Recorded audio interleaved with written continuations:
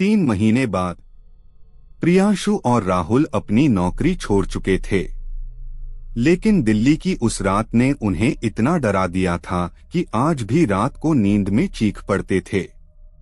प्रियांशु की कलाई पर वो जला हुआ निशान आज भी था।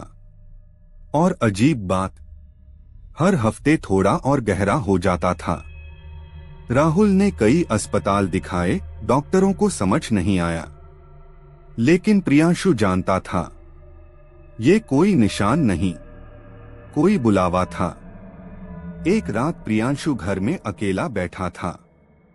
अचानक उसका मोबाइल बजा। स्क्रीन पर नंबर नहीं था, सिर्फ लिखा था मीटिंग रिमाइंडर। प्रियांशु के हाथ कांपने लगे। उसने कॉल उठाया। दूसरी तरफ एक धीमी टूटी फूटी आवाज थी। 3 महीने हो गए, अगला चरण शुरू होने वाला है। प्रियांशु ने फोन दूर फेंक दिया और चीखकर राहुल को कॉल किया, तुरंत मेरे घर आ, कोई हमें वापस बुला रहा है। राहुल तुरंत आ गया। दोनों डर के मारे बैठे ही थे कि प्रियांशु के कमरे का दरवाजा अपने आप बंद हो गया और खिड़कियां खटाक खटाक कर बंद होने लगी। दोनों समझ गए, उस बिल्डिंग की आत्माएं उन्हें छोड़ने वाली नहीं थीं।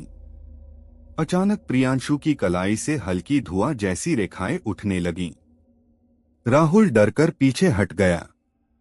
भाई, तेरी कलाई से आवाज आ रही है। सच में, प्रियांशु की कलाई के टेढ़मेढ़े जले हुए निशान से बहुत धीमी आवाजें आ रही थीं, जैसे कई लोग फुसफुसा रहे हों। वापस नीचे, बेसमेंट 5, मीटिंग अधूरी है। प्रियांशु घायल आवाज में बोला, राहुल, ये मिट नहीं रहा, ये मुझे खींच रहा है। और उसी समय कमरे की लाइटें जोर से झटके खाने लगीं, जैसे कोई अंदर आ चुका हो। राहुल ने हिम्मत करके पूछा, क्या चाहते हो तुम? हमें क्यों परेशान कर रहे हो? अचानक कमरे के कोने में रखी कुर्सी धीरे धीरे घूमी और उस पर एक काली परछाई बैठी दिखाई दी। 6 आत्माएं मुक्त हो गईं, पर एक आत्मा अभी भी कैद है। उसे मुक्त करने के लिए किसी एक जीवित इंसान की जगह चाहिए। परछाई प्रियांशु की तरफ इशारा करती है। और वह जगह तुम लोग दोगे। राहुल ने प्रियांशु को पकड़ा और चीखा, मैं तुझे कुछ नहीं होने दूंगा भाई। परछाया हंस पड़ी, एक बहुत ही ठंडी भयानक हंसी। अचानक खिड़की के बाहर दिल्ली की सड़कें धीमे धीमे धुंधली होने लगीं, जैसे प्रियांशु की आंखें शहर को नहीं बल्कि किसी और दुनिया को देख रही हों। राहुल ने घबराकर खिड़की के बाहर देखा। प्रियांशु, ये क्या हो रहा है? बाहर की दुनिया बदल रही है। सड़कें, गाड़ियां, लोग सब धुंध में गायब हो चुके थे। सिर्फ एक चीज दिखाई दे रही थी, वही पुरानी कंपनी बिल्डिंग, सीधे खिड़की के बाहर, जैसे वो प्रियांशु को बुला रही हो। और प्रियांशु के जले हुए निशान से आवाज आई, मीटिंग रूम तैयार है, तुम्हारा इंतजार हो रहा है। प्रियांशु का शरीर अपने आप खिड़की की तरफ बढ़ने लगा। राहुल उसे रोकते हुए चिल्लाया, नहीं प्रियांशु, तू मेरे साथ रहेगा। चल, किसी बाबा, किसी पंडित के पास चलते हैं। प्रियांशु कराहते हुए बोला, नहीं, देर हो चुकी है, वो मुझे बुला रहे हैं। अचानक कमरे के बीचों बीच एक काले धुएं का गोला घूमने लगा। उस धुएं से आवाज आई, राहुल, तुम भी साथ चलो। इस बार मीटिंग 2 लोगों की ही नहीं, 3 की होगी। राहुल के पैरों के नीचे फर्श अचानक नरम होने लगा। जैसे जमीन किसी द्रव में बदलकर उसे खींच रही हो। राहुल चिल्लाया, प्रियांशु, बचा मुझे। प्रियांशु ने पूरी ताकत से हाथ बढ़ाया और राहुल को खींचा। दोनों जमीन पर गिर पड़े। धुआं गुस्से से कांपने लगा। फिर आवाज आई, ठीक है, अगर तुम दोनों नहीं आना चाहते तो हम खुद आ जाते हैं। कमरे का तापमान अचानक माइनस में चला गया। छत पर काले हाथों जैसे निशान उभर आए। कमरा हिलने लगा और फिर दीवार फट गई। दीवार के अंदर से दिखा वही कॉन्फ्रेंस रूम, वही गोल टेबल और उस पर बैठे 7 लोगों की जली हुई परछाइयां। उनकी आंखें प्रियांशु और राहुल पर टिक गईं। अब अगली मीटिंग तुम्हारे घर में होगी। दीवार टूट चुकी थी। उसके अंदर वही पुराना कॉन्फ्रेंस रूम, वही गोल टेबल और उस पर बैठे 7 जले हुए साए प्रियांशु और राहुल को घूर रहे थे। उनकी भारी टूटती हुई आवाज कमरे में गूंजी। अगली मीटिंग यहीं होगी। राहुल ने प्रियांशु को पीछे धकेला। आज जो भी होगा हम लड़ेंगे, अब भागना नहीं है। प्रियांशु ने डरते हुए सिर हिलाया, लेकिन उसकी कलाई पर बना जला हुआ निशान तेज लाल चमकने लगा। निशान से निकलती आवाज, प्रियांशु, तुम्हें आना होगा, तुम ही कुंजी हो। जैसे ही साए कमरे से आगे बढ़े, पूरा घर अचानक बदलने लगा।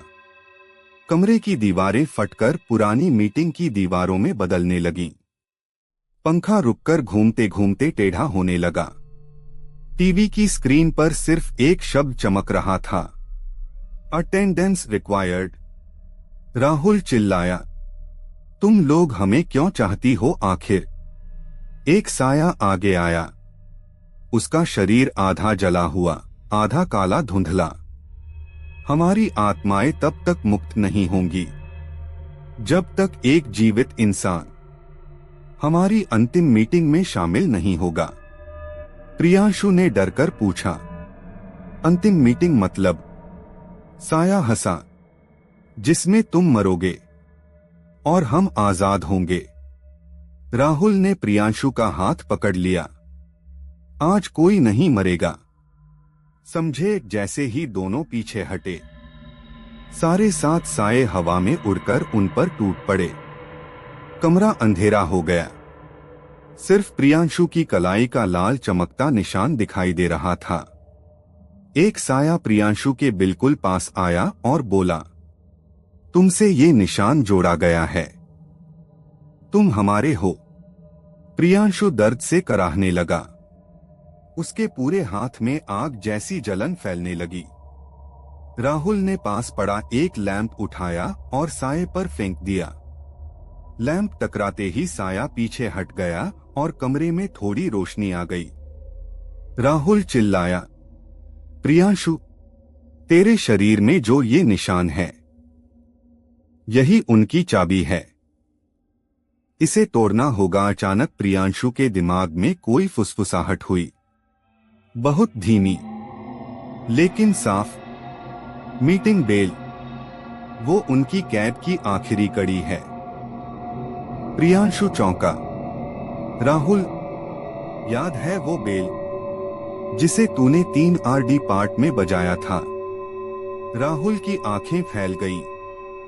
हाँ, जिसको बजाने पर वो चिल्लाने लगे थे। प्रियांशु तेजी से बोला, वो बेल अभी भी यहां होगी, दीवार के पीछे। उसी से ये दरवाजा खुला था। साए गुस्से में चीखने लगे, बेल को मत छूना, नहीं तो तुम दोनों यहीं खत्म हो जाओगे। पर यही वो सुराग था। राहुल दीवार की तरफ भागा। कमरा अचानक हिलने लगा। 7 साए उसी पर टूट पड़े। प्रियांशु ने पूरी ताकत से चिल्लाया, राहुल, बेल बजा, वरना हम खत्म हो जाएंगे। राहुल दीवार के टूटे हिस्से में घुसा और हाँ, वहां वही पुरानी कांसे की मीटिंग बेल पड़ी थी, धूल से ढकी, पुरानी लेकिन असली। उसने बेल उठाई। सारे साए एक साथ चीखने लगे। नहीं, रुक जा।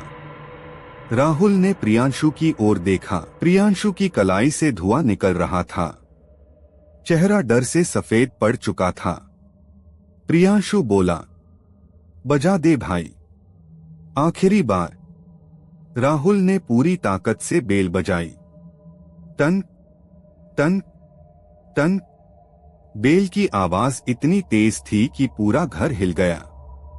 साए जमीन पर गिरकर तड़पने लगे, जैसे उनकी शक्ति जल रही हो। उनकी चीखें कमरे को कांपाने लगीं। नहीं, हमारी मीटिंग खत्म नहीं हुई। हमें जाने मत दो। हमारी जगह कौन लेगा? निशान मिट रहा है। प्रियांशु की कलाई चमकी और फिर धड़ाम, जला हुआ निशान फटकर हवा में धुएं की तरह उड़ गया। उसके उड़ते ही सातों साए एक एक कर धुएं में बदल गए, धीरे धीरे काले धुएं की तरह गायब। कमरा अचानक शांत हो गया। दीवारें पहले जैसी बन गईं, खिड़कियां खुल गईं, घर वापस सामान्य लगने लगा। प्रियांशु हांफते हुए जमीन पर गिरा। राहुल उसके पास बैठ गया। खत्म हो गया भाई, हम बच गए, प्रियांशु ने रोते हुए कहा। हाँ, अब कोई मीटिंग नहीं। अगली सुबह दोनों सोफे पर बैठे थे। प्रियांशु की कलाई बिल्कुल साफ थी, कोई निशान नहीं। तभी अचानक प्रियांशु का फोन बजा। स्क्रीन पर एक नोटिफिकेशन, मीटिंग कैंसल्ड। राहुल ने हंसते हुए कहा, देख, अब कोई मीटिंग नहीं, सब खत्म। प्रियांशु भी हंसा। लेकिन तभी स्क्रीन पर दूसरा नोटिफिकेशन आया, new meeting scheduled, host unknown, venue to be decided soon. दोनों एक दूसरे को देखने लगे। कमरा फिर से ठंडा होने लगा। स्क्रीन चमकी, वी विल मीट अगेन।